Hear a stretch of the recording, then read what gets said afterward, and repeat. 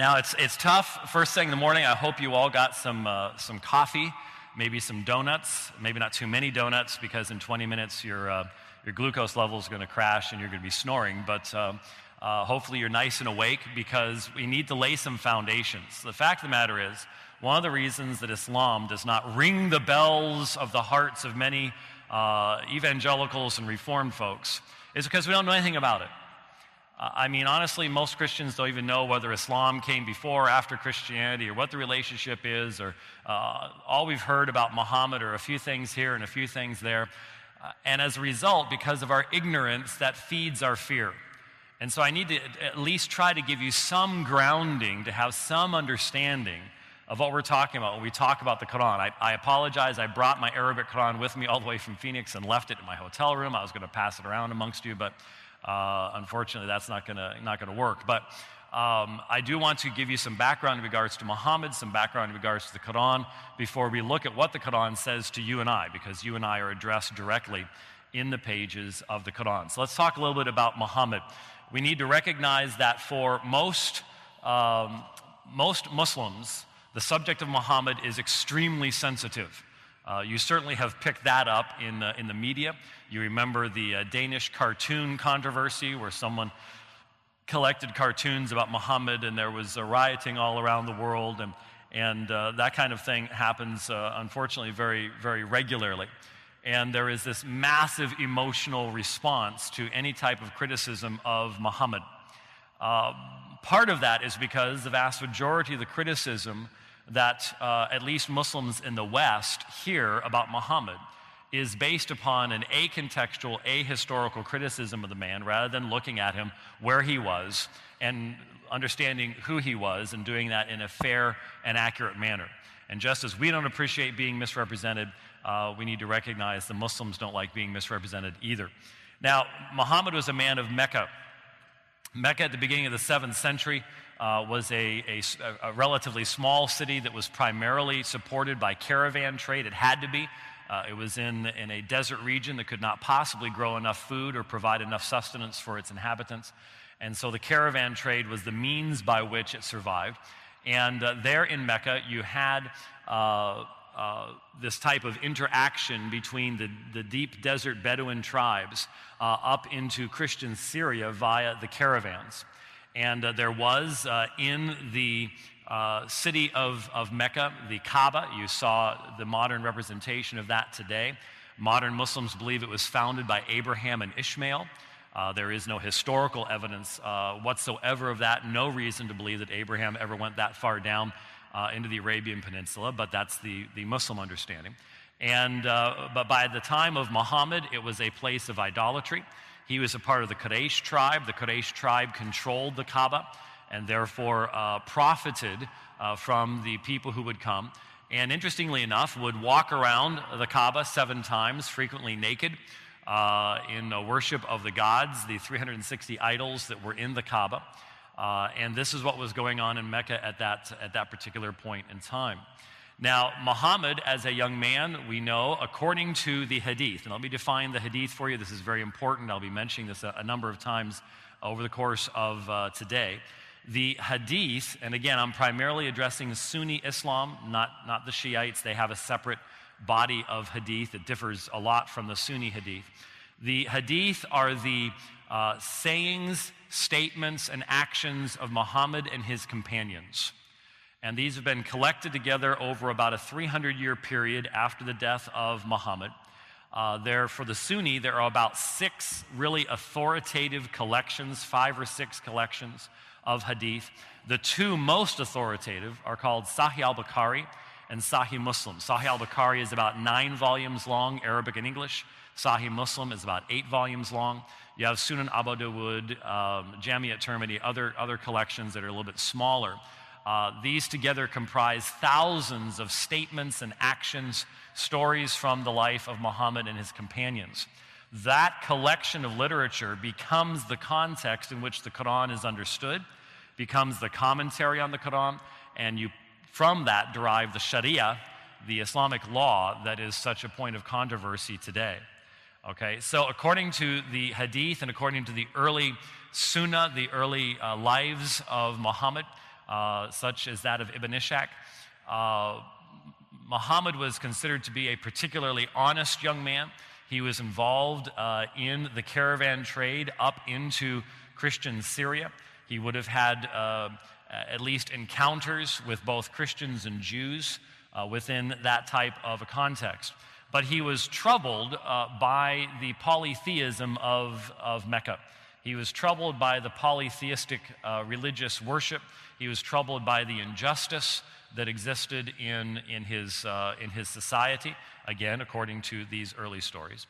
And so he would frequently retreat into a cave for lengthy periods of contemplation.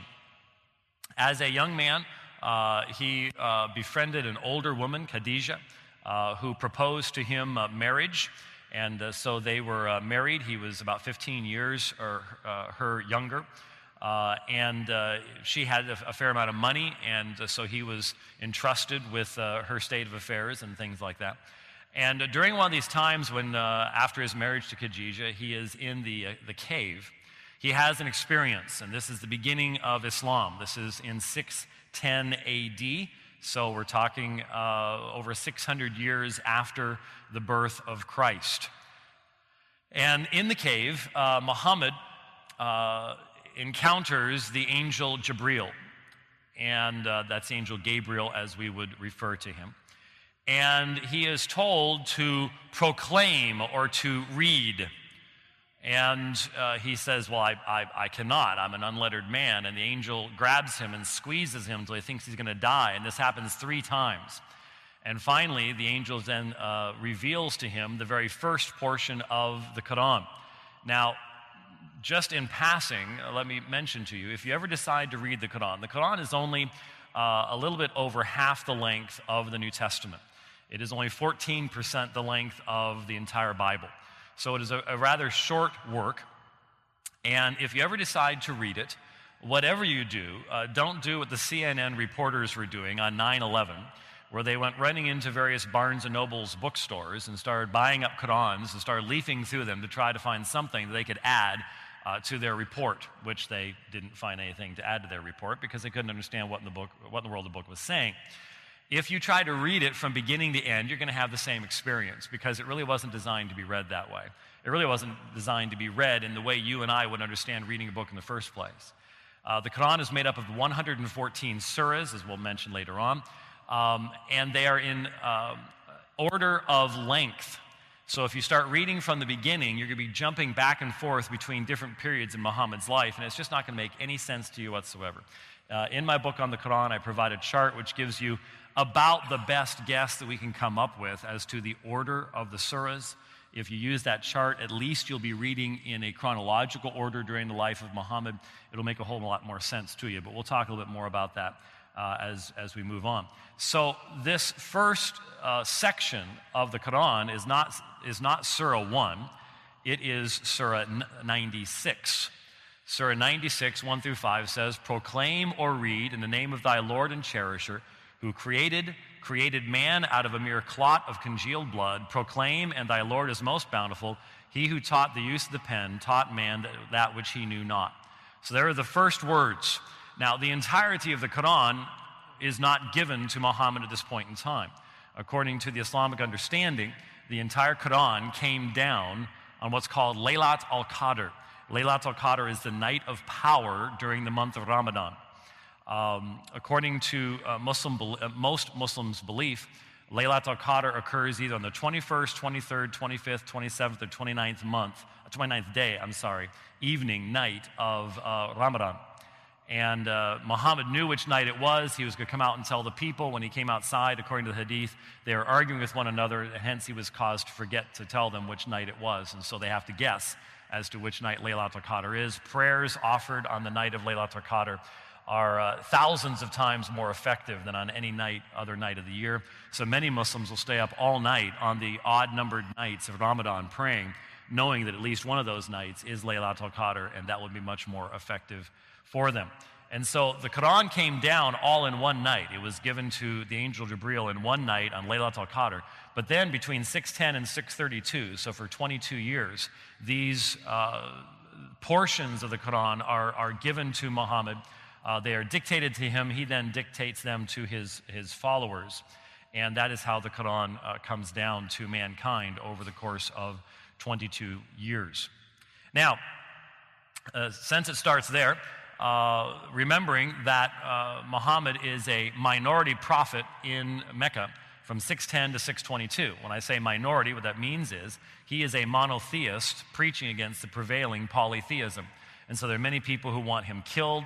According to the Islamic story, he is abused very often. He is mistreated very often.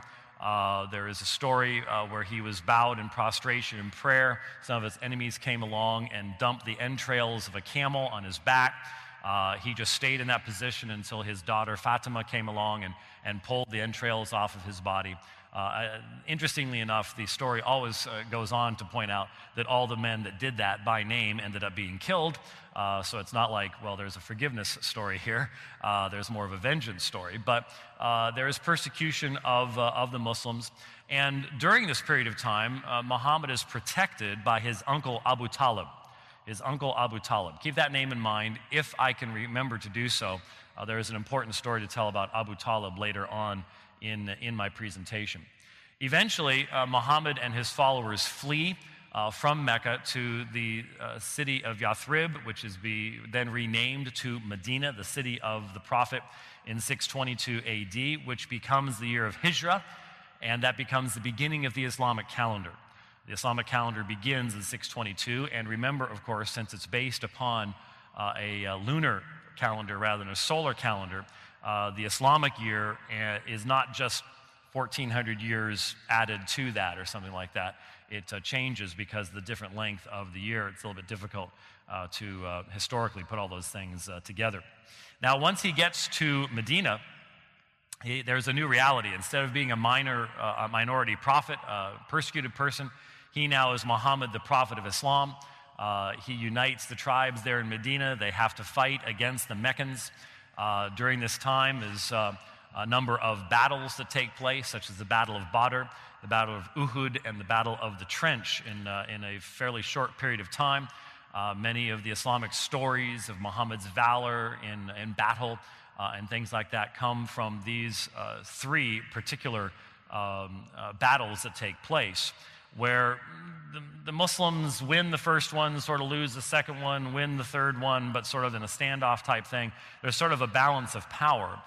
But the Meccans can realize that their days are numbered because Muhammad is uniting many of the Bedouin tribes, the deep desert tribes, under this new banner of Islam. And so it's during this time that you have the destruction of the Banu Qurayza, a Jewish tribe, who betray Muhammad in the defense of Medina. And so after the battle, Muhammad has his armies surround this particular group. They surrender. Their women and children are sold into slavery, and Muhammad presides over the beheading of over 800 men in one day. This takes place in the destruction of the Banu Qurayza. Finally, in 628 AD, you have the truce of Hudaybiyah, where Muhammad and the Medinans, the Muslims, go to Mecca. They want to engage in Hajj. They want to circumambulate the Kaaba. The Meccans do not allow them in, but they sign a treaty with them. And many of the Muslims are very disappointed by this. They thought Muhammad had said that they were going to be able to finally do this.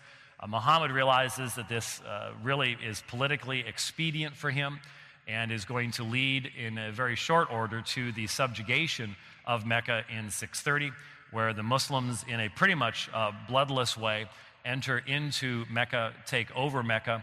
Only a couple of dozen people are killed at the orders of Muhammad, primarily poets who had written against him. He had a real problem with people like that.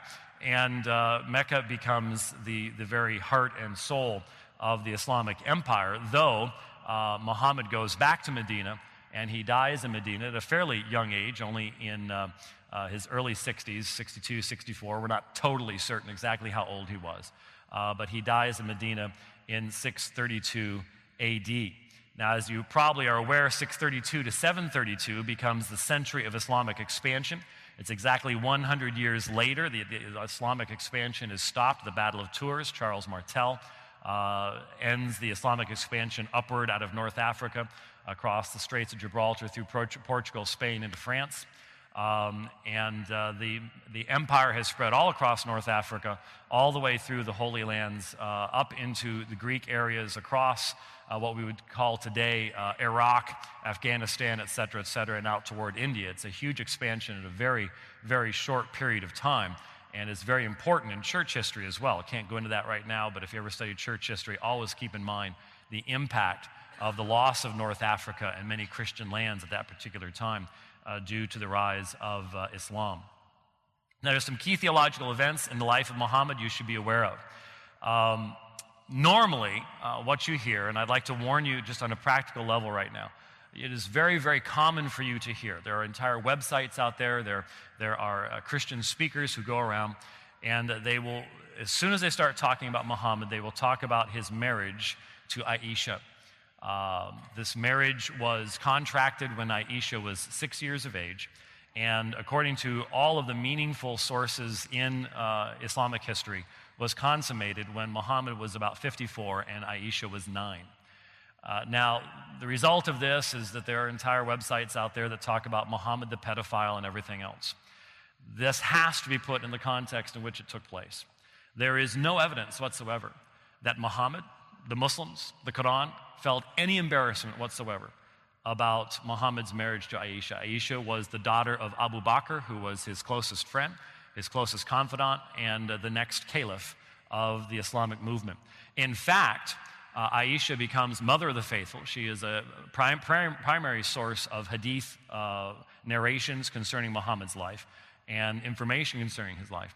And the reality is that the sources indicate that her young age was actually a great advantage to her because she was the only virgin that Muhammad married.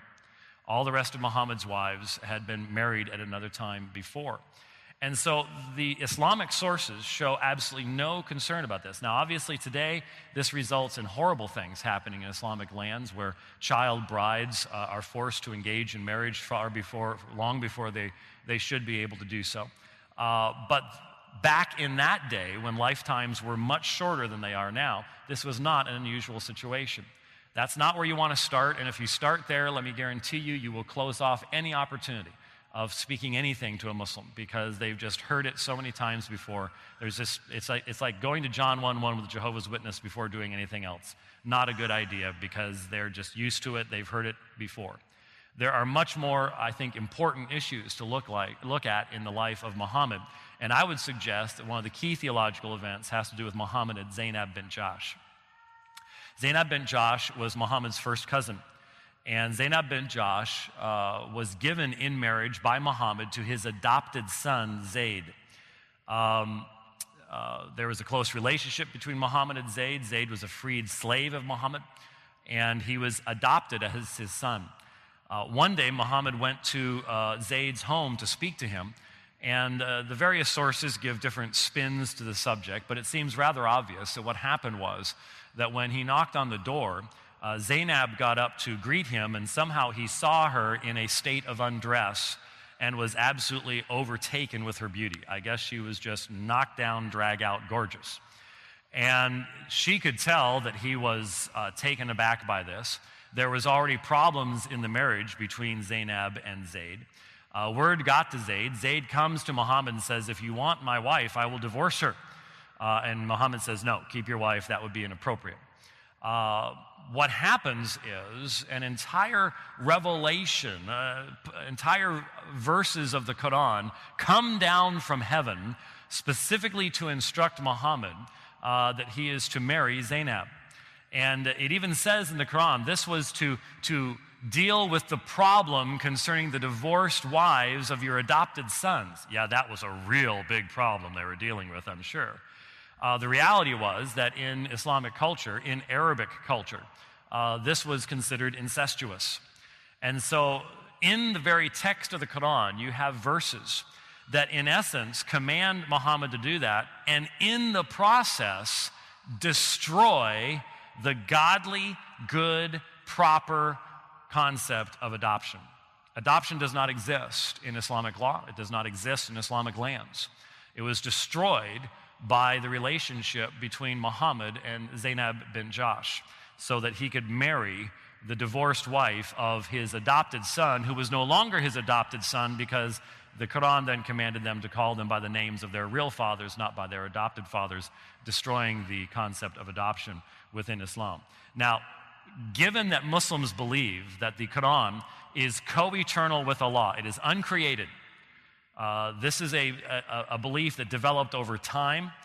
It is a belief that there were certain leaders of Islam that did not accept in the first couple of centuries, but it has now become part of Sunni orthodoxy. It's not Shiite orthodoxy, but it's Sunni orthodoxy.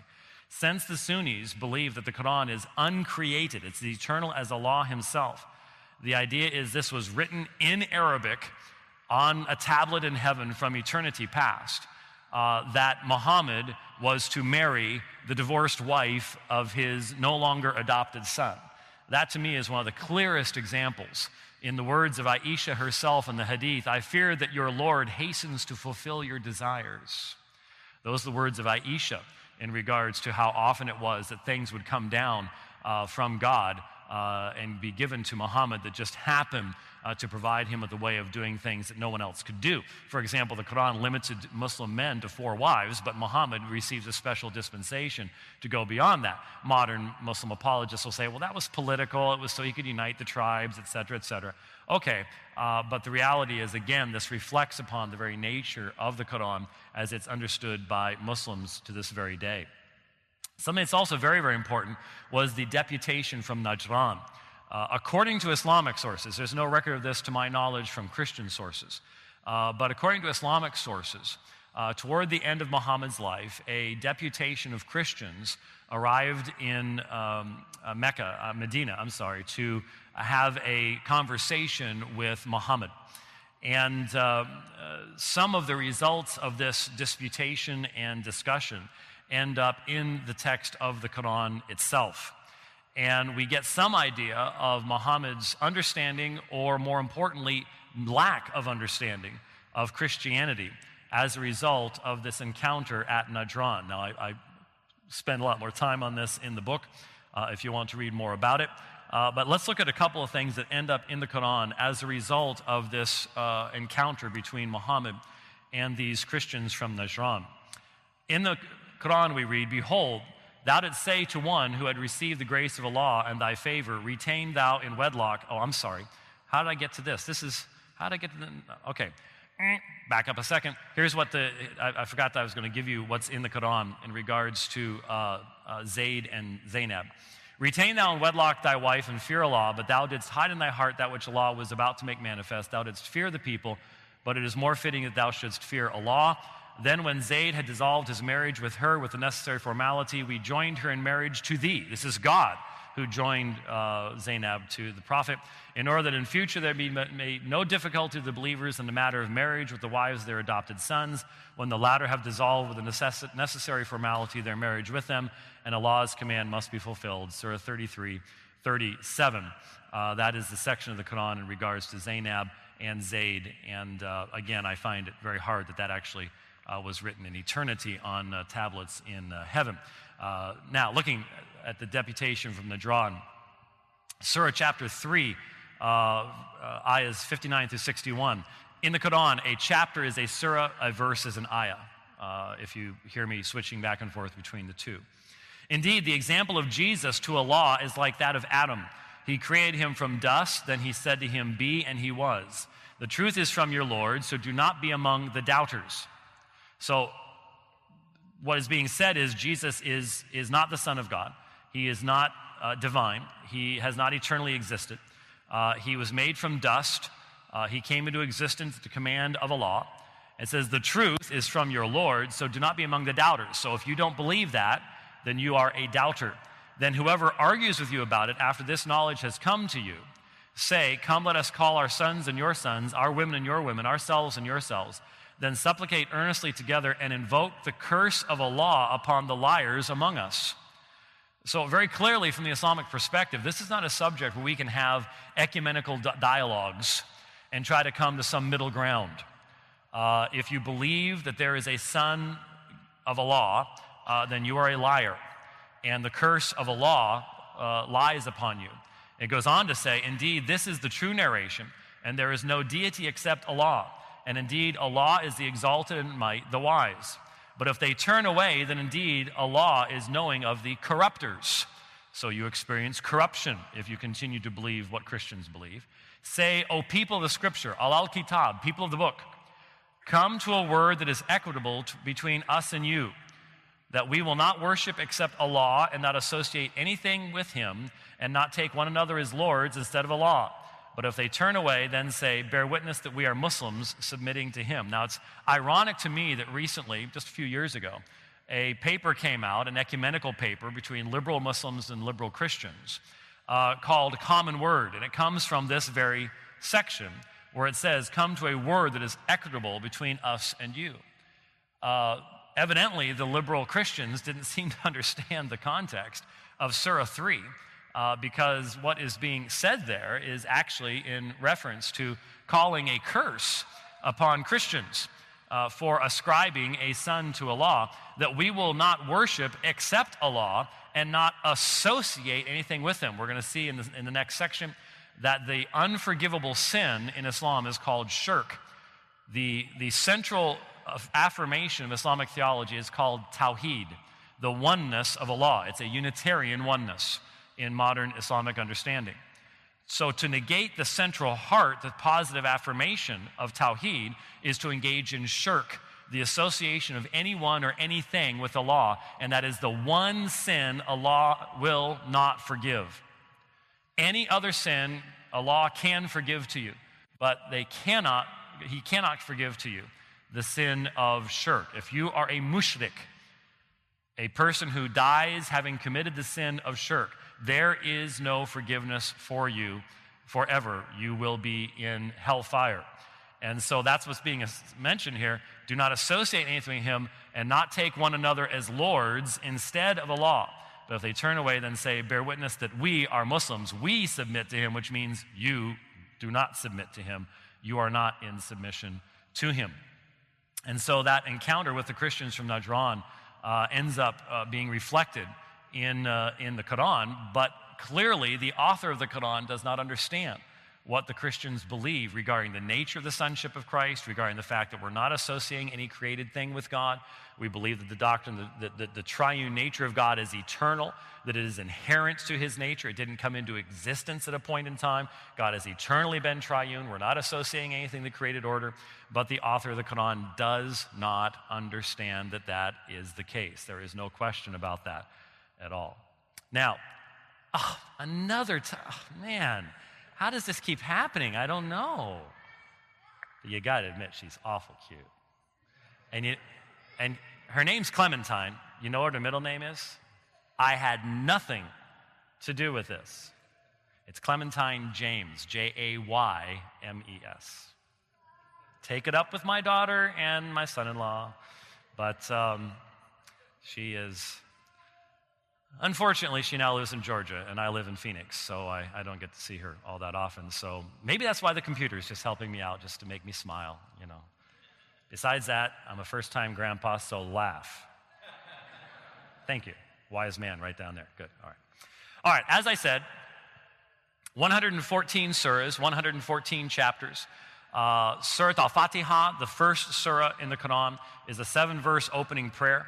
I was talking with a gentleman here who has lived in the Middle East, and he was mentioning how often he's heard the prayers and the calls to the prayers. I bet you he could quote most of Surah Al-Fatiha because it's heard in the prayers all the time.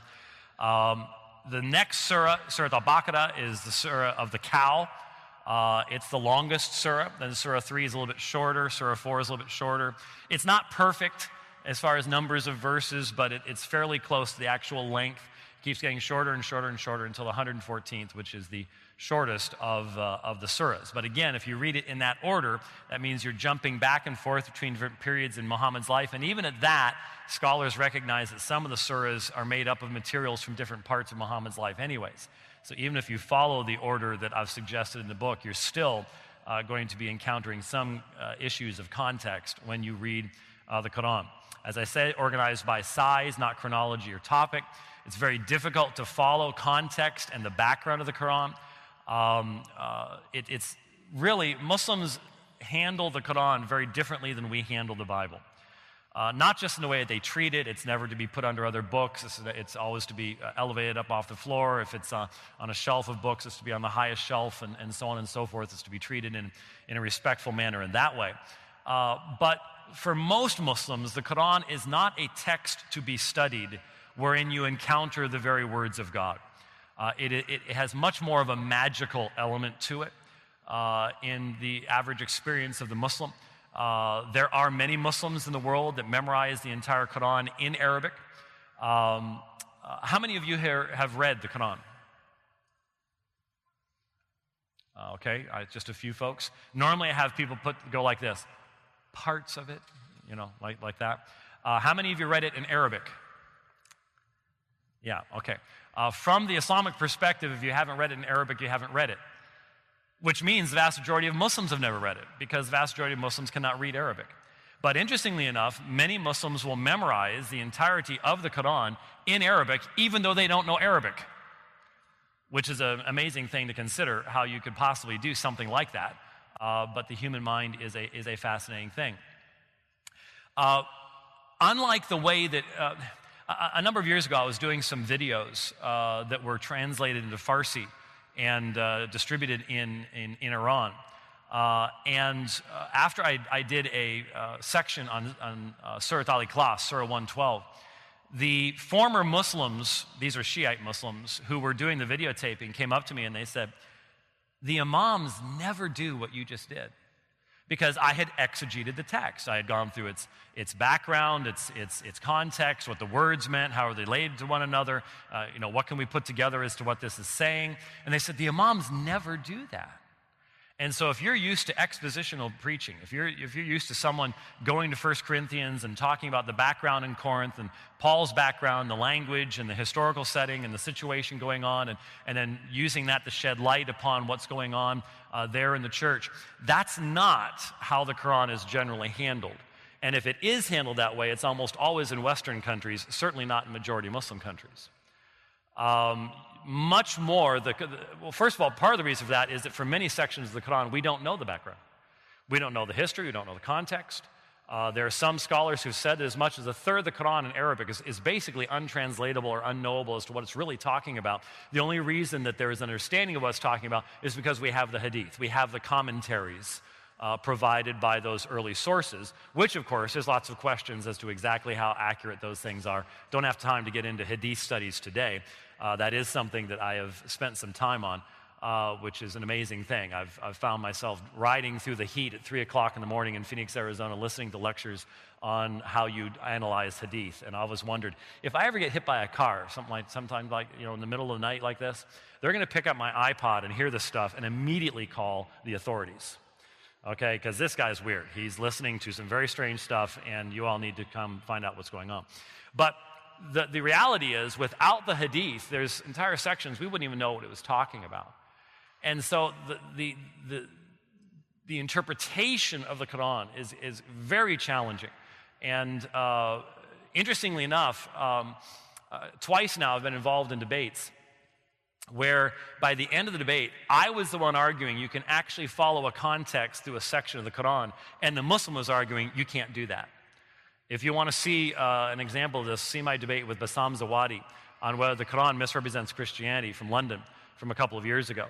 By the end of the debate, I'm saying, look, just listen to what Surah 5 says. Follow the context through. And he's saying, you can't do that. You can't follow a context through. Because if you do, then the Quran will misrepresent Christianity. But you've got to be able to chop those sections up so that you can get around that. So it's a difficult book to interpret. What also makes it very difficult is that from the Islamic perspective, these are the direct words of God, not of men. So, for example, we want to ask the question, what did Muhammad understand of the doctrine of the Trinity? From the Islamic perspective, that is a stupid and irrelevant question. It's a stupid and irrelevant question because Muhammad has nothing to do with the Quran. It has nothing to do with the Quran at all. What he understood about the Trinity is utterly and completely irrelevant because the words of the Quran are only God's words. They do not represent his understanding at all. And so when we ask the question, what was Paul's intention here? What was John's intention here? What is John's concern in this text? Something like that.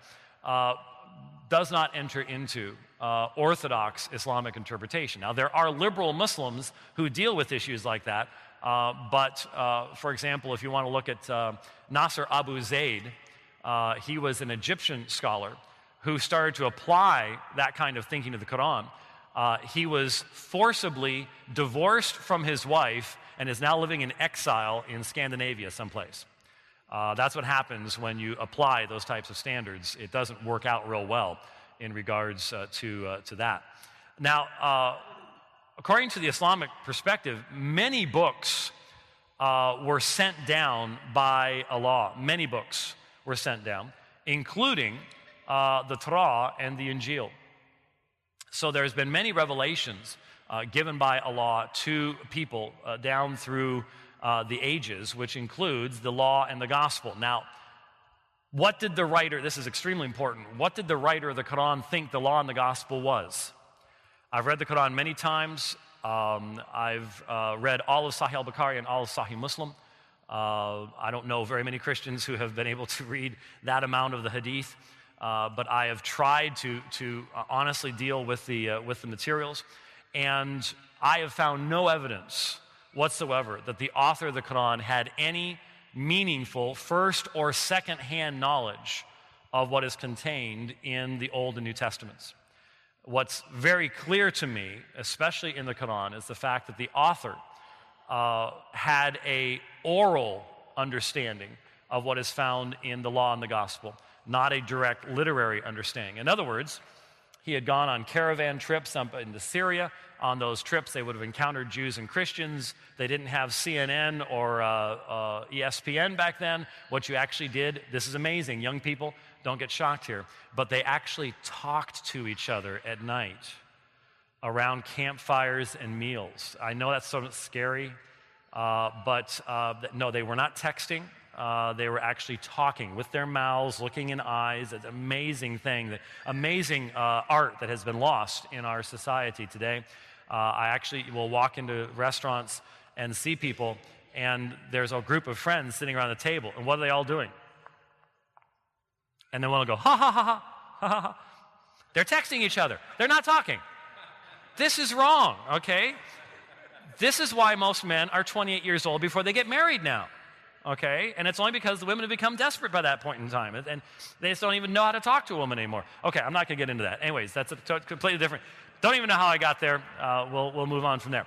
Anyhow, the point is that he would have had encounters with Jews and Christians, and this is why the Quran includes in its story Jewish mythology and Christian mythology as if they're a part of the Torah and the Injil. For example, there's the story of Jesus speaking from his cradle.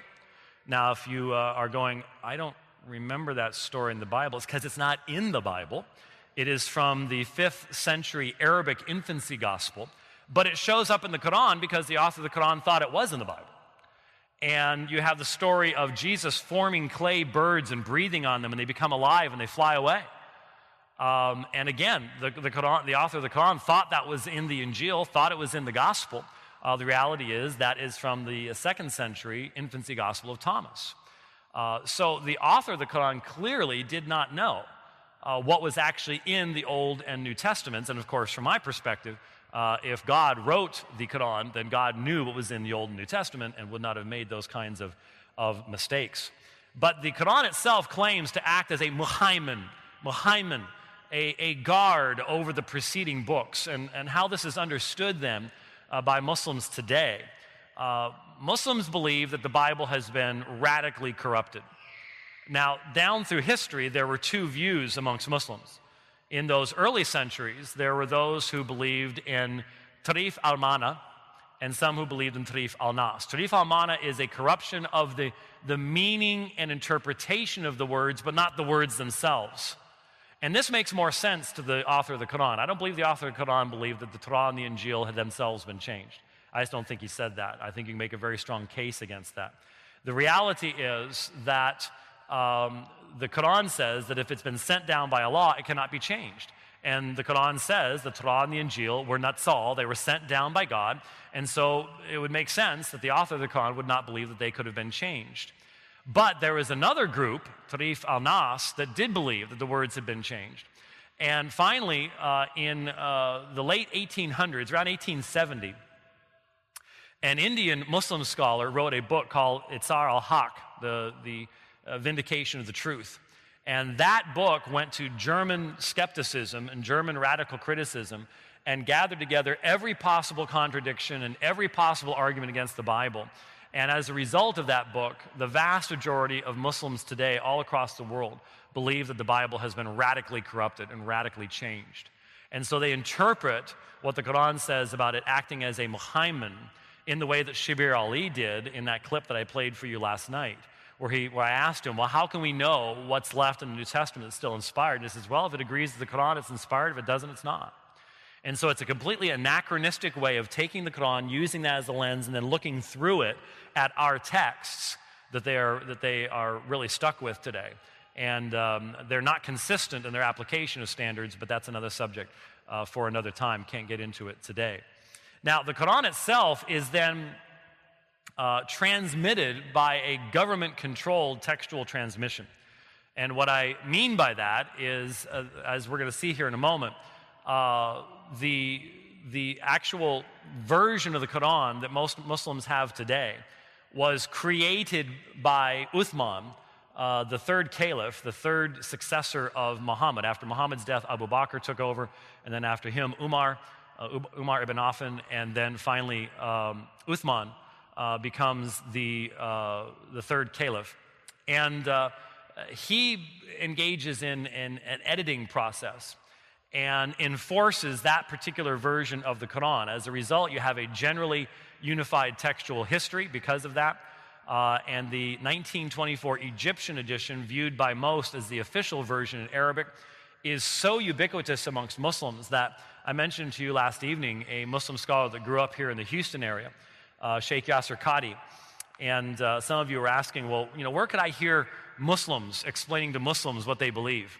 And I always suggest Sheikh Yasser Qadi's 16 CD series called Light and Guidance.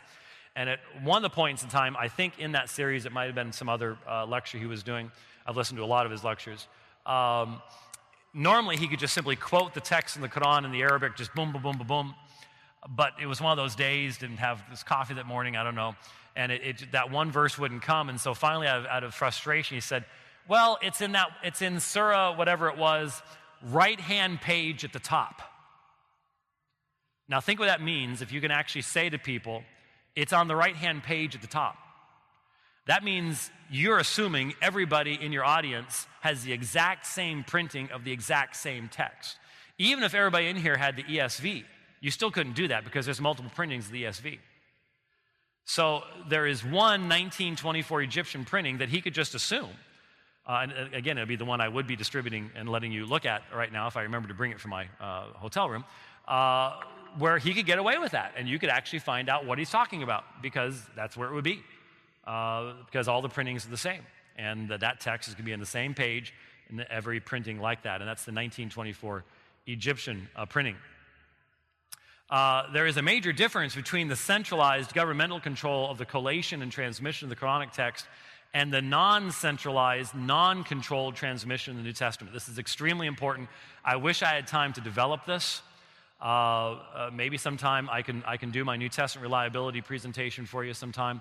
But I honestly think that the key apologetic issue for people today is to understand where we got the Bible and how we got the Bible. Unfortunately, many evangelicals think that the Bible floated down from heaven on a pillow.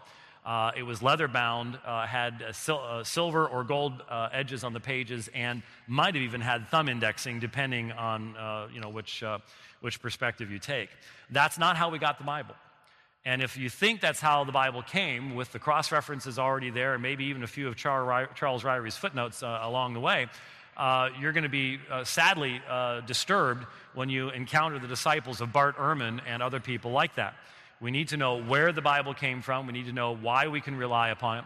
And especially in talking with Muslims, given that all of them today believe the Bible has been corrupted, we need to be able to give an answer for the hope that's within us on that particular subject. Now, let me read to you from the hadith the story of what happened with the Quran.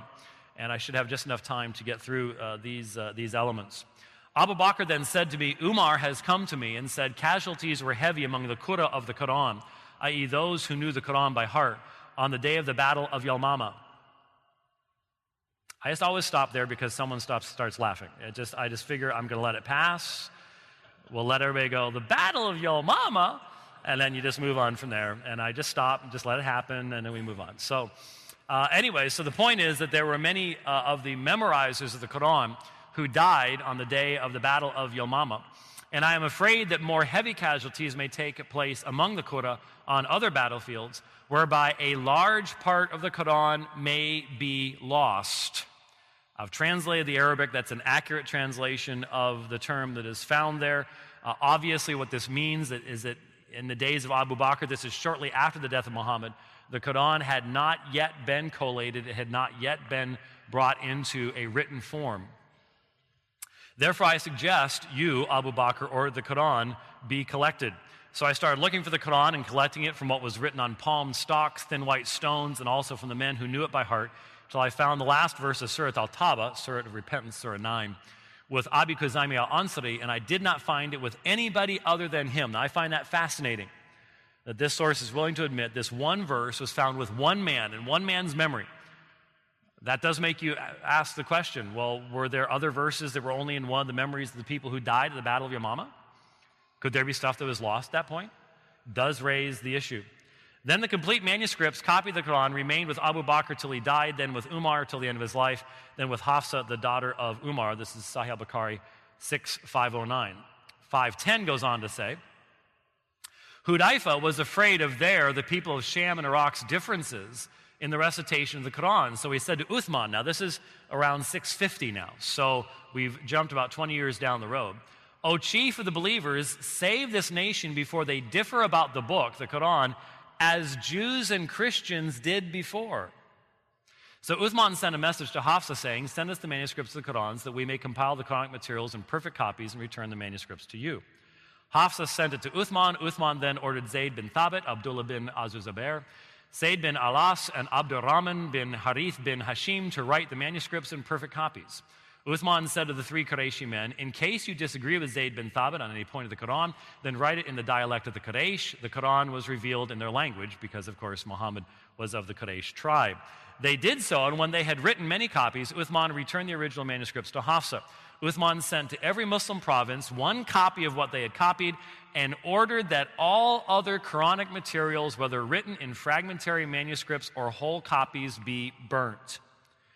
Now, my Muslim friends come up with all sorts of excuses here. They say, well, that's showing respect. This isn't trying to hide anything. But the problem is, Uthman here is specifically trying to enforce one version of the Quran on the entire Islamic community. And the historical sources are very clear. There are people who resisted this. Specifically, a man by the name of Abdullah ibn Masud. Ibn Masud was one of the four men that Muhammad himself had said, if you want to know the Quran, go to Ibn Masud. And Ibn Masud even told his followers, do not take those manuscripts, keep your manuscripts, hide them. So there was a division amongst the early Muslims on this particular issue, and that's why these materials were being burnt, was to provide this one version. And Zayd bin Thabit added, a verse from Surat Azab was missed by me when we copied the Quran, and I used to hear Allah's apostle reciting it. So we searched for it and found it with Kuzaymi bin Thabit al-Ansari. The verse was, among the believers are men who have been true in their covenant with Allah, which is Surah 33:23. That's Sahih al-Bukhari 6:5-10. Now, here you have the creation of the final version of the Quran, the Uthmanic revision. And I don't have time, unfortunately, to develop this. But this is extremely important. This was really the focus of the debate that I had with Islamic apologist Yusuf Ismail at Northwest University, the former Potchefstroom University in Potchefstroom, South Africa, just a few weeks ago. And we are working on getting those videos available. And when they're available, we'll certainly let you know at aomin.org so you can see the dialogue that took place on this particular subject. Now, other sources shed some interesting light here. Ibn Abi Dawood, in his Kitab al-Masahif, page 23, notes, many of the passages of the Quran that were sent down were known by those who died on the day of Yamama, but they were not known by those who survived them, nor were they written down, nor had Abu Bakr, Umar, or Uthman by that time collected the Quran, nor were they found with even one person after them. And one of the earliest Christian responses to Islam is that of the Apology of Al-Kindi, a fascinating book. Listen to what Al-Kindi says. Then the people fell to variance in their reading. Some read according to the version of Ali, which they follow to the present day. Some read according to the collection of which we have been made mention. One party read according to the text of Ibn Masud, I mentioned him to you, and another according to that of Ubay ibn Ka'b.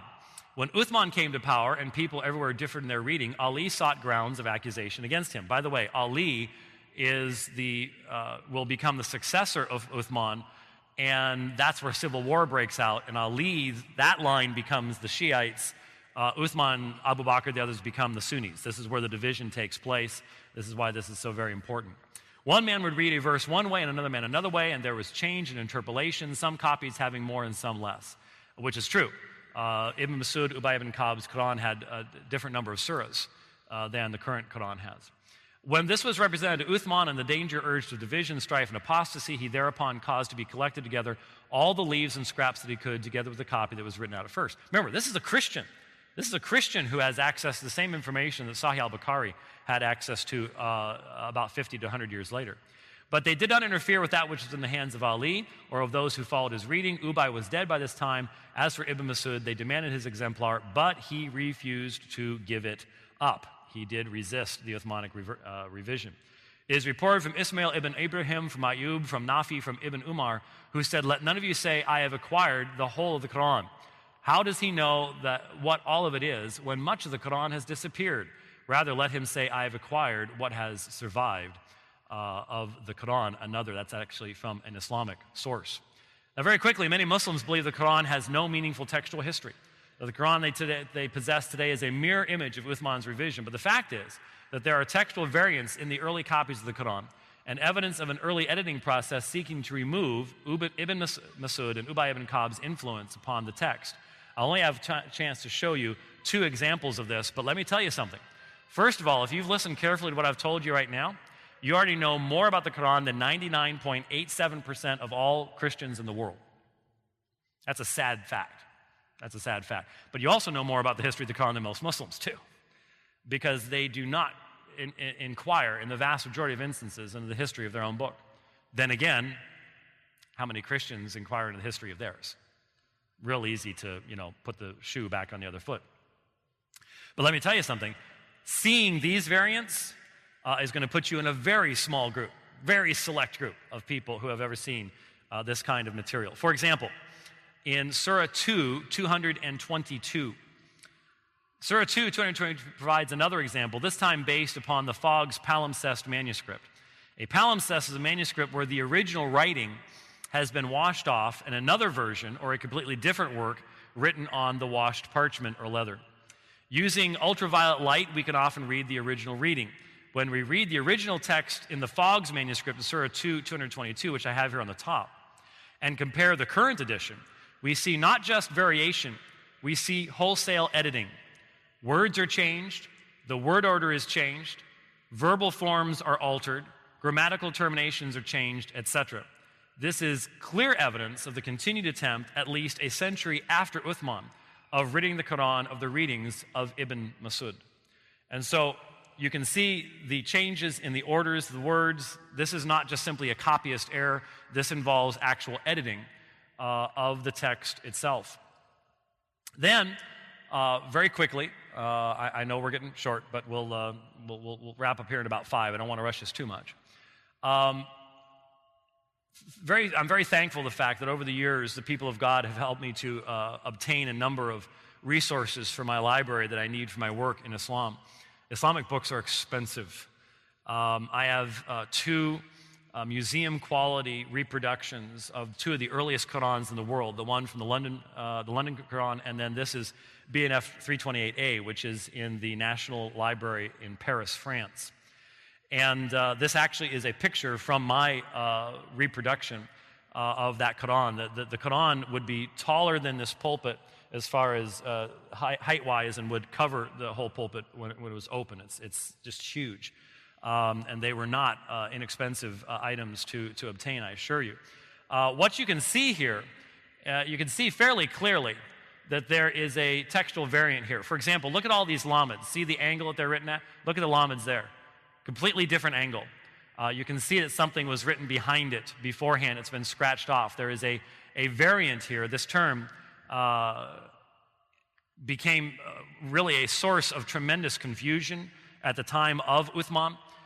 This was relevant to the concept of succession in the Islamic community. Here you see it in a little larger version. It's right here is where it is. And in this, once this variant was introduced, this change was made in the text, a commentary verse was added at the end of Surah 4 to make this make sense. But to be able to do that, the author of this manuscript had to make some editing changes. And so a little bit later on, hopefully you can see it, here is a stub. See the stub right here? That's where a page has been cut out. Now you have to leave enough of the page. If you know how books are made, you have to leave enough of the page. If you cut it all out, the other side of the page is going to fall out the other side. So the stub has been left in. And when you look at what happens later on in the manuscript where that other page is, notice this page. See how large the lettering is here and how much space there is between? But look up here. See how small the lettering is and how it's all squished together? The author was concerned he was having to put more text in than was originally there because he has to add that extra verse in. And it has to end at the exact same word that will start the next page. And so he's had to squish it all in to make the whole thing fit. Now, I could go into the details as to what this has to do with the whole issue of succession and Uthman and all the rest of that kind of stuff. But the point is, here you have clear evidence of textual variation in a manuscript of the Quran at an early point in its promulgation. Now, why is this important? Many Muslims will say that because there are textual variants in the Quran. Remember last night, Shabir Ali pointed out a textual variant. Anybody remember what it was? Mark 1:1. Then in Mark 1:1, there are manuscripts where the phrase "the Son of God" does not appear. He knew it off the top of his head. They will say because there are textual variants in the New Testament, and there are, all you got to do is look at the bottom of the page of your ESV, NASB, and anything else. There are going to be little notes, say some manuscripts say this, some manuscripts say that. Because there are textual variants, then we can't trust the New Testament. What's the result of that?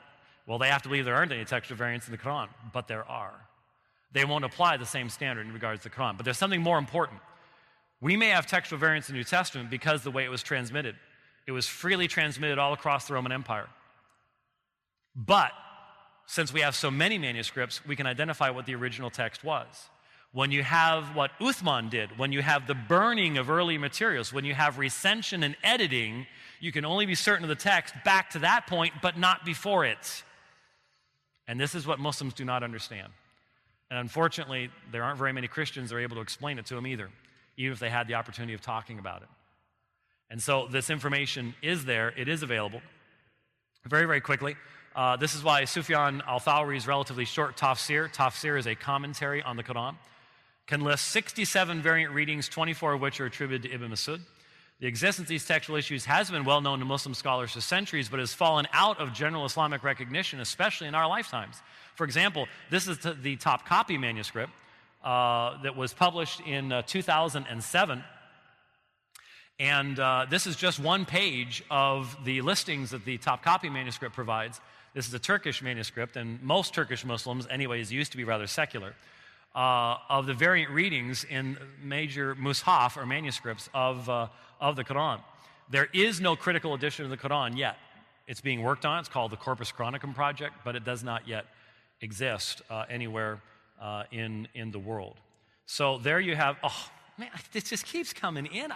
I don't know what, I'm sorry. I'll get this fixed, really, honestly. This will get fixed eventually. But I'm not really going to work too hard on it. Anyhow, so there's a little bit of the history of the Quran, Muhammad, placing him in where he is in history. That will give us, hopefully, the proper foundation to now look into the text of the Quran after our break and look at what it says to you and I. What does it teach about Tawheed, Shirk, Jesus, and what about the crucifixion? What about Surah 4, 157? And then we'll try to wrap it all up and tie it together at that point. Brother, it's all yours.